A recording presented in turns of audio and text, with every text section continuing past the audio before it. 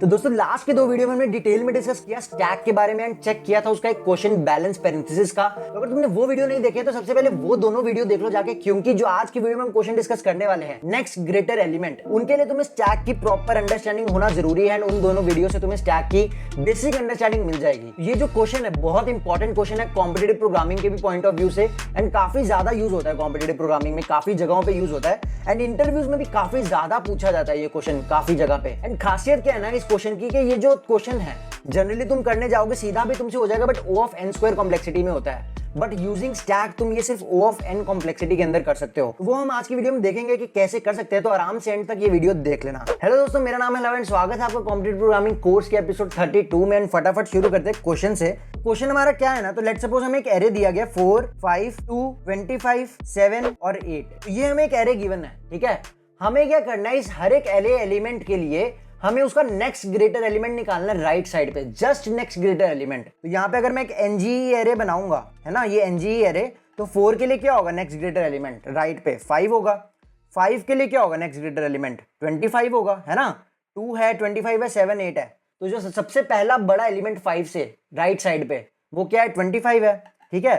2 के लिए क्या होगा, वो भी 25 होगा। उसके बाद 25 के लिए कोई भी ऐसा एलिमेंट नहीं है राइट साइड पे जो उससे बड़ा हो, तो हम यहाँ पे -1 लिख देते हैं कि कोई भी वैल्यू प्रेजेंट नहीं है जो उससे बड़ी है, ठीक है।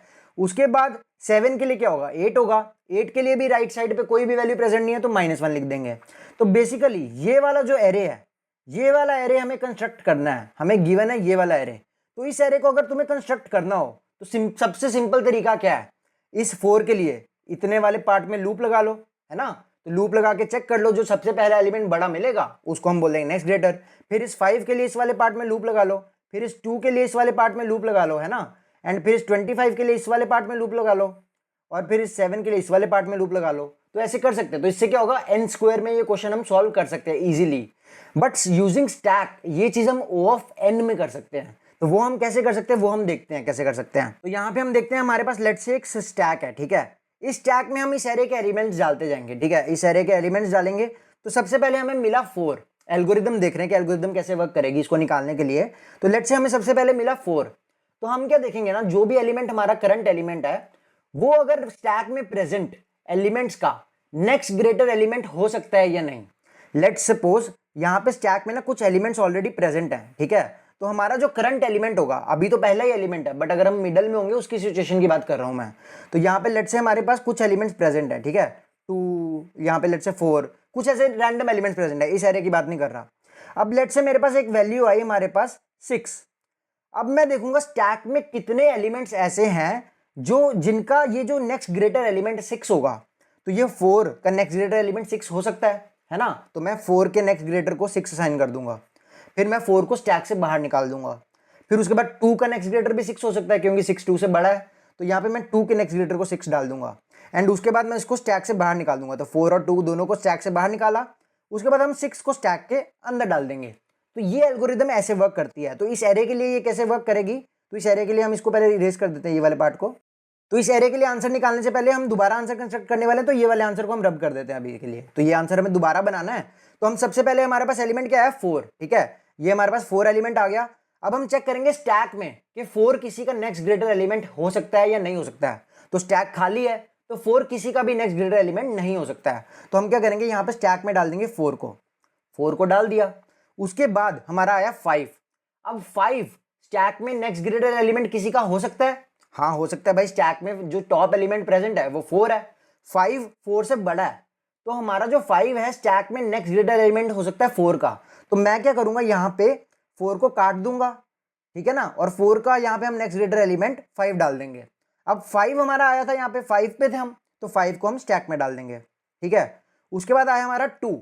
अब 2 स्टैक में प्रेजेंट एलिमेंट्स का नेक्स्ट ग्रेटर एलिमेंट हो सकता है, नहीं हो सकता क्योंकि स्टैक में टॉप एलिमेंट 5 है तो नहीं हो सकता है। तो हम 2 को भी स्टैक में डाल देंगे, ठीक है। हमने 2 को स्टैक में डाल दिया। उसके बाद आया 25।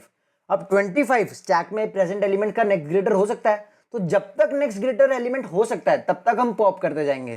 तो यहाँ पे 2 का हो सकता है तो 2 का हम कर देंगे 25, 2 को पॉप कर दिया। फिर स्टैक का टॉप एलिमेंट क्या है 5 का भी हो सकता है तो 5 को भी पॉप कर देंगे, 5 का भी 25 लिख देंगे, ठीक है। तो ये 25 लिख दिया। उसके बाद हमने क्या किया, 20 अब स्टैक खाली हो गया तो 25 को हम दोबारा यहाँ पे स्टैक में डाल देंगे। ठीक है, ये हो गया। अब इसके बाद हमारा है 7 किसी एलिमेंट का नेक्स्ट ग्रेटर हो सकता है? नहीं हो सकता है ना, 7 नहीं हो सकता है, तो 7 यहाँ पे डाल देंगे स्टैक के अंदर। उसके बाद आया 8 किसी का हो सकता है? हाँ बिल्कुल हो सकता है। 8 किसका हो सकता है? 7 का, तो 7 का पॉप कर देंगे। 8 25 का नेक्स्ट ग्रेटर हो सकता है? नहीं हो सकता है, तो 25 को पॉप नहीं करेंगे।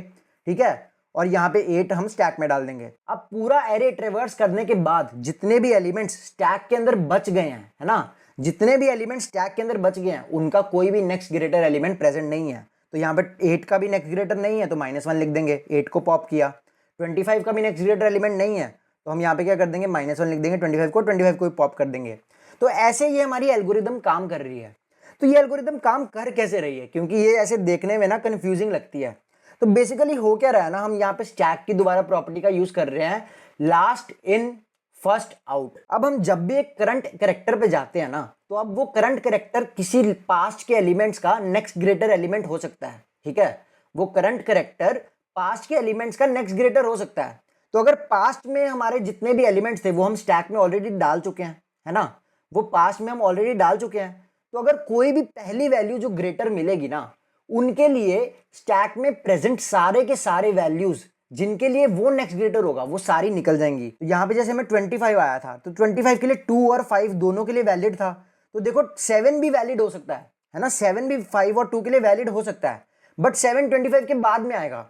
तो 25 को ना पहले ये साइन हो गया 2 और 5 के लिए, है ना, 2 और 5 के लिए 25 पहले ये साइन हो गया और यहाँ पे हमने डाल दिया एंड उनको पॉप कर दिया, 25 को हमने अंदर डाल दिया। तो ऐसे हमारा नेक्स्ट ग्रेटर चीज इंश्योर हो रही है कि जो भी एलिमेंट आएगा उसके पहले जितने भी एलिमेंट्स बड़े वाले हैं, है ना, उसके लिए नेक्स्ट ग्रेटर हमारा मौजूद है। ठीक है, अब यहाँ पे देखो जब हमारा 8 आया, ठीक है, अब 8 आया तो 8 के लिए हमारा 7 प्रेजेंट था, तो 7 का हमने 8 लिख दिया यहाँ पे, है ना, बट यहाँ पे 25 के लिए हमने 25 पे रुक गए। अब हम उसके नीचे नहीं जा रहे हैं, हो सकता था ना 25 के पीछे भी कुछ एलिमेंट्स होते, तो मैंने यहाँ पे 2 का असाइन क्यों नहीं किया 8, लेट्स से यहाँ पे 2 प्रेजेंट होता भी, यहाँ पे 2 कट चुका था हमारा, बट लेट्स से 25 और 2 यहाँ पे दोनों प्रेजेंट होते 8 के टाइम पे, तो बट मैं 25 पे रुक जाऊंगा। क्यों? क्योंकि अगर 25 8 से बड़ा है तो 25 ऑलरेडी 2 का नेक्स्ट ग्रेटर है ना। अगर 8 हमारा यहाँ पे आया तो 8 हमारा 25 का नहीं हो सकता, 8 हमारा 25 का नेक्स्ट ग्रेटर नहीं हो सकता। तो अगर 8 हमारा 25 का नेक्स्ट ग्रेटर नहीं हो सकता, मतलब 8 हमारा 25 से छोटा है, तो 8 हमारा 25 से पहले किसी का भी नेक्स्ट ग्रेटर नहीं हो सकता, है ना, क्योंकि 8 25 से छोटा है तो 8 25 से पहले किसी का भी नेक्स्ट ग्रेटर नहीं हो सकता, क्योंकि अगर हो सकता होता तो 25 वो खुद ही है, 25 ऑलरेडी 8 से बड़ा है, तो उससे पिछले जितने भी एलिमेंट्स हैं उनका वो नेक्स्ट ग्रेटर खुद ही हो जाएगा 8 के होने के बजाय, क्योंकि 8 तो छोटा है ना, और जब हम राइट साइड जाएंगे तो 25 पहले अकर करेगा उन सारे एलिमेंट्स के लिए, तो 25 तो 8 से भी बड़ा है, तो 25 तो पहले ही उनका नेक्स्ट ग्रेटर हो जाएगा। तो हम लास्ट जो हमारा तब तक पॉप करते रहते वैल्यू जब तक हमें एक बड़ी वैल्यू नहीं मिल जाती करंट वैल्यू से। तो ये ऐसे पूरा लॉजिक वर्क कर रहा है। ये हो सकता है तुम्हें अच्छे से समझना है, अगर नहीं समझ आया तो जितना भी मैंने अभी एक्सप्लेनेशन दिया है कि हम जब भी एक वैल्यू चेक कर रहे हैं तो उसके पास्ट के वैल्यूज के लिए हम उसको असाइन करते जा रहे हैं क्रिएटर। ये पूरा एक्सप्लेनेशन एक बार दोबारा रिपीट में देखो, तुम्हें अच्छे से समझ आएगा। खुद यहाँ पे ना इसको पुश पॉप करके देखो, एग्जांपल्स लेके देखो एंड उनको स्टैक में डाल के देखो एंड इस एल्गोरिदम को रिपीट करके देखो कि कैसे वर्क कर रही है। ये समझने में ना थोड़ा सा कंफ्यूजन होता है लोगों को, बट बहुत ईजी है, कुछ भी नहीं है इस एल्गोरिदम में। तो बेसिकली एल्गोरिदम क्या है, कोई भी वैल्यू आई उसके लिए देखा वो किसी भी एलिमेंट का जो स्टैक में ऑलरेडी प्रेजेंट है वो किसी भी एलिमेंट का नेक्स्ट ग्रेटर हो सकता है। जब तक वो टॉप एलिमेंट का नेक्स्ट ग्रेटर हो सकता है तब तक टॉप एलिमेंट का नेक्स्ट ग्रेटर उसको असाइन कर देंगे, टॉप को पॉप कर देंगे। नेक्स्ट जो एलिमेंट आएगा टॉप उसका भी चेक करेंगे वो नेक्स्ट ग्रेटर हो सकता है कि नहीं हो सकता, उसके लिए भी असाइन कर देंगे, पॉप कर देंगे। कोई भी ऐसी बड़ी वैल्यू आ गई या फिर स्टैक खाली हो गया, दोनों में से कोई भी चीज हो गई, तो उस केस में क्या करेंगे, अब हमारी उस एलिमेंट की प्रोसेसिंग खत्म हो चुकी है तो उस एलिमेंट को खुद को ही स्टैक में डाल देंगे, क्योंकि अब वो और भी किसी एलिमेंट का नेक्स्ट ग्रेटर तो नहीं हो सकता है, क्योंकि उसको स्टैक में या तो स्टैक खाली हो गया या तो उसको उससे खुद से ही बड़ी वैल्यू स्टैक में मिल गई है ना। तो अब उसके बाद के पिछले किसी वैल्यूज का वो नेक्स्ट ग्रेटर नहीं हो सकता है, तो हमने उसको खुद को ही स्टैक में डाल दिया। और ऐसे हर एक एलिमेंट को हम प्रोसेस करते जाएंगे। ठीक है, तो अब यहाँ पे हम इसको कोड में देखते हैं कि इसका कोड कैसे हम लिखेंगे। ठीक है, अब कोड में ना हम यहाँ पे एक सिंपल सी चीज करेंगे। यहाँ पे जितनी मैं तुमने एग्जांपल्स बताई, जो हमने नेक्स्ट ग्रेटर एलिमेंट बताया वो हमने वैल्यूज का बनाया, स्टैक में भी हमने वैल्यूज डाली, है ना। बट यहाँ पे कोड में ना मैं यहाँ पे वैल्यूज नहीं डालूंगा, मैं यहाँ पे इंडेक्सेस डालूंगा, उसके बारे में बात करते हैं। बट यहाँ पे सबसे पहले इनपुट ले लेते हैं simply, C in N vector int V for int I is equal to 0। तो ये हमने वेक्टर इनपुट ले लिया। अब नेक्स्ट ग्रेटर एलिमेंट का लेट्स से एक फंक्शन बनाते हैं जो क्या करेगा, एक वेक्टर ऑफ एलिमेंट्स इनपुट में लेगा और रिटर्न क्या करेगा, नेक्स्ट ग्रेटर एलिमेंट्स का एरे। ठीक है, वेक्टर रिटर्न करेगा, basically vector of int return करेगा ये। और यहाँ पे हम बोलते हैं इसको एनजीई वेक्टर ऑफ इंट, ये इनपुट में भी ले रहा है। तो ये हमारा फंक्शन हो गया। अब यहाँ पे आउटपुट कैसे आएगा, हम यहाँ पे एनजीई वेक्टर आउटपुट ले लेंगे, एनजीई इज इक्वल टू एनजीई यहाँ पे वी। तो ये हमारा बेसिक कोड का स्ट्रक्चर तैयार हो गया। अब यहाँ पे इंडेक्सेस की जो मैं बात कर रहा था, यहाँ पे हम क्या करेंगे कोड में ना, हम यहाँ पे ना, हमने एग्जाम्पल में क्या कर रहा था, स्टैक में हमने वैल्यूज डाली थी, हमने जो नेक्स्ट ग्रेटर एरे भी कंस्ट्रक्ट किया, यहाँ पे नेक्स्ट ग्रेटर जो हमने एरे कंस्ट्रक्ट किया यहाँ पे, वो भी हमने वैल्यूज का कंस्ट्रक्ट किया, स्टैक में भी हमने यहाँ पे वैल्यूज डाली थी, है ना।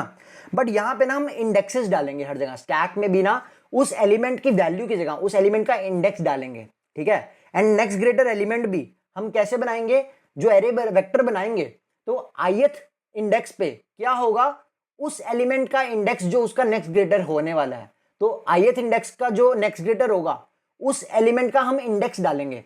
तो यहाँ पे इंडेक्सेस क्यों डाल रहे हैं, क्योंकि उससे ना कोड हमारा काफी इजी हो जाएगा, हमें कोड से डील करना काफी इजी हो जाएगा, वैल्यूज से काफी इश्यू हो जाता है। ठीक है, कोड अगर तुम लिखने का ट्राई करोगे तो इंडेक्सेस से इजी होता है, और इंडेक्सेस डालने से कोई फर्क नहीं पड़ रहा। अगर तुम्हारे पास नेक्स्ट ग्रेटर का इंडेक्सेस का एरे है तो वैल्यूज का एरे तो तुम बना ही सकते हो ना, क्योंकि इंडेक्स से वैल्यू तो हमारी कैसे आ जाएगी, वी ऑफ आई से वैल्यू आ जाएगी अगर हमारे पास आई इंडेक्स है। अगर स्टैक में भी हम इंडेक्सेस डालते हैं, है ना, तो अगर मेरे को टॉप एलिमेंट की वैल्यू चाहिए तो कैसे निकालूंगा, V of S dot top, है ना, एस डॉट टॉप अगर इंडेक्स है तो V of S dot top value हो जाएगी। तो इंडेक्स से हमेशा हम वैल्यू तो डाल ही सकते हैं ना, तो इंडेक्स से हम वैल्यू तो हमेशा निकाल ही सकते हैं, तो कोई फर्क नहीं पड़ता है हम वैल्यू यूज करें या फिर इंडेक्सेस यूज करें। तो यहाँ पे हम इंडेक्सेस यूज कर लेते हैं, तो उससे हमारा कोड काफी ईजी हो जाएगा। तो यहाँ पे हम क्या करेंगे, सबसे पहले एक वेक्टर इंट एनजीई ये हम डिक्लेयर कर लेंगे, इसका साइज क्या होगा, वी डॉट साइज के बराबर।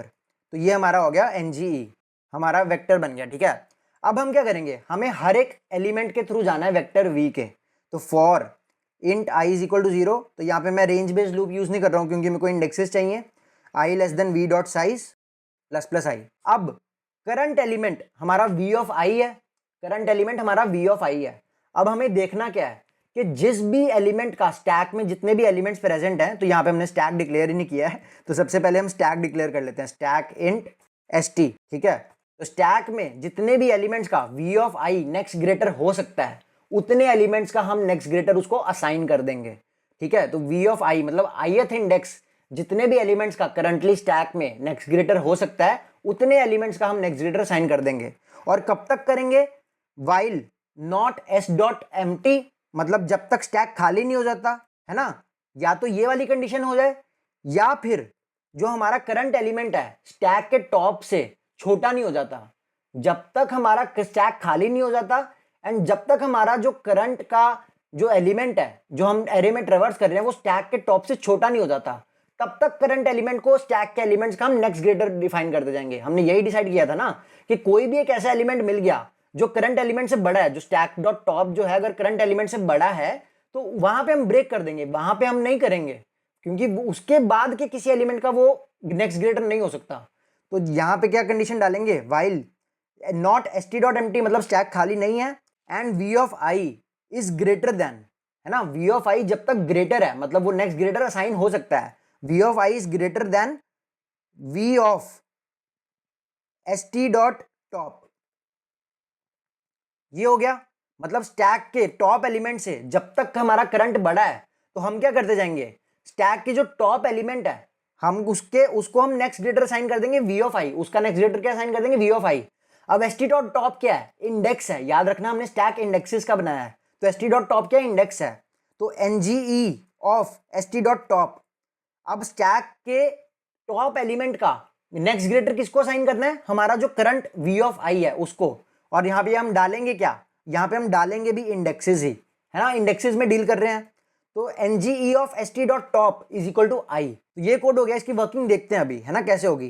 तो यहाँ पे इस लूप के बाद जब हमारा ये करंट एलिमेंट पूरा प्रोसेस हो गया तो स्टैक में क्या डाल देंगे, करंट एलिमेंट को डाल देंगे, करंट एलिमेंट की जगह उसका इंडेक्स डालेंगे क्योंकि इंडेक्सेस से डील कर रहे हैं। तो करंट एलिमेंट को डालना मतलब उसका इंडेक्स डाल दिया, तो ये स्टैक में हमने पुश कर दिया। ठीक है, तो अब हम इसको देखते हैं ये चीज चल कैसे रही है। तो जब हमारा 4 आया तब तो स्टैक खाली होगा, तो इस वाइल लूप के अंदर जाएगा ही नहीं, है ना।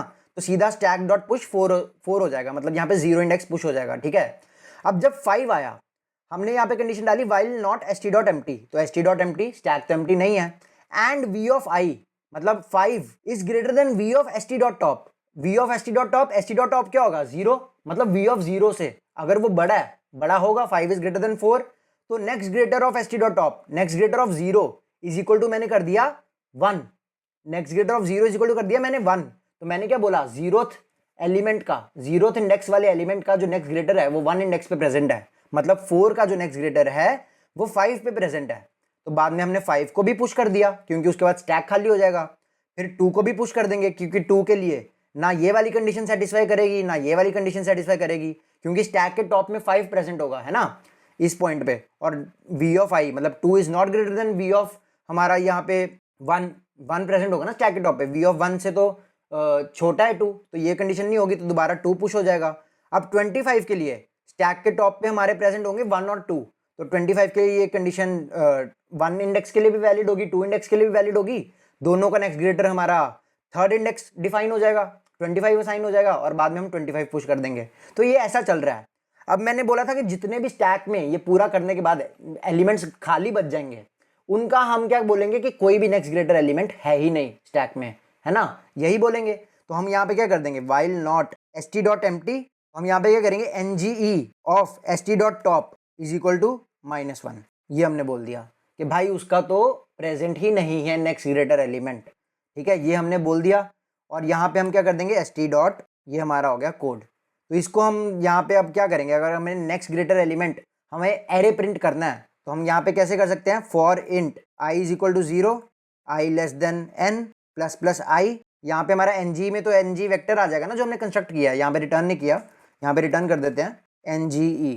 तो ये ng वेक्टर हमने रिटर्न कर दिया। ठीक है, उसके बाद यहाँ पे लूप में हमें क्या करना है, बस प्रिंट करना है। हम प्रिंट कर देते हैं नेक्स्ट ग्रेटर क्या क्या आया है। ठीक है, तो यहाँ पे हम प्रिंट करेंगे सबसे पहले सी आउट v ऑफ i, है ना, v ऑफ i प्रिंट कर देते हैं। एंड यहाँ पे क्या प्रिंट करेंगे, v of nge of i। v of nge of i क्यों, nge ऑफ i में क्या है, उस एलिमेंट का इंडेक्स है जो ith एलिमेंट का नेक्स्ट ग्रेटर होगा, तो v of nge of i से क्या आएगा, उस एलिमेंट की वैल्यू आ जाएगी, है ना, यही आएगा।